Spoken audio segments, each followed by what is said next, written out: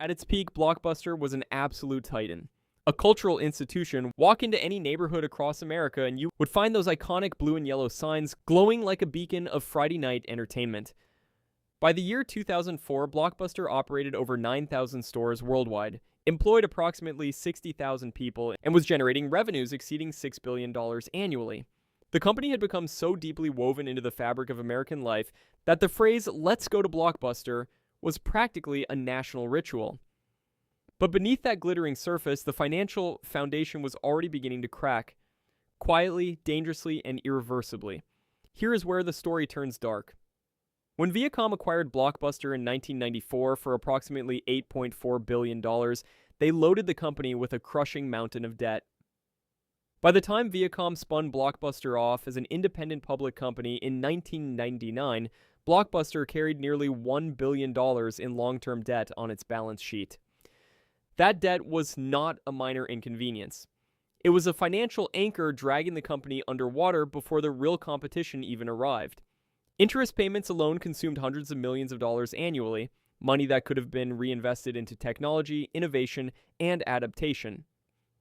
The accounting ledgers told a terrifying story that Wall Street watched with growing unease. Then came the decision that would haunt Blockbuster forever: late fees. At their height, late fees generated approximately $800 million per year for Blockbuster, nearly 16% of their total revenue. Customers despised them with a burning passion. Enter Reed Hastings, who famously founded Netflix in 1997 after allegedly being charged $40 in late fees on a single Apollo 13 rental. Whether that story is entirely accurate or not, the message it sent was devastating. Netflix launched a subscription model with no late fees, no due dates, and no judgment. By 2003, Netflix had over 1 million subscribers and was growing at a ferocious pace. Blockbuster's leadership watched this unfold and largely dismissed it as a niche service for internet enthusiasts. To his credit, Blockbuster Chief Executive Officer John Antioco recognized the existential threat and attempted a dramatic turnaround. In 2004, he made the courageous decision to eliminate late fees entirely, a move that cost the company approximately $400 million in lost revenue almost immediately. He also launched Blockbuster Online in 2004 to directly compete with Netflix. At one point, Blockbuster Online was actually outperforming Netflix in subscriber growth. But here's the brutal financial reality. The company simply did not have the balance sheet strength to absorb those losses while simultaneously servicing its enormous debt obligations. The turnaround strategy was sound in theory, but financially impossible given the existing capital structure. Then came the corporate sabotage from within. Activist investor Carl Icahn, who held a significant stake in Blockbuster, waged an aggressive campaign against Antioco's strategy. Icahn believed the elimination of late fees was financial suicide. By 2005, he had successfully pressured the board to reverse course, reinstate late fees, and ultimately force Antioco out of the company.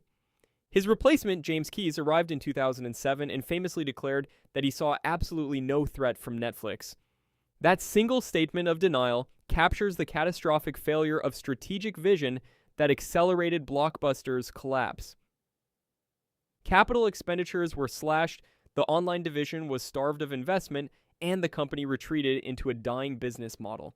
The numbers at the end were staggering in their devastation.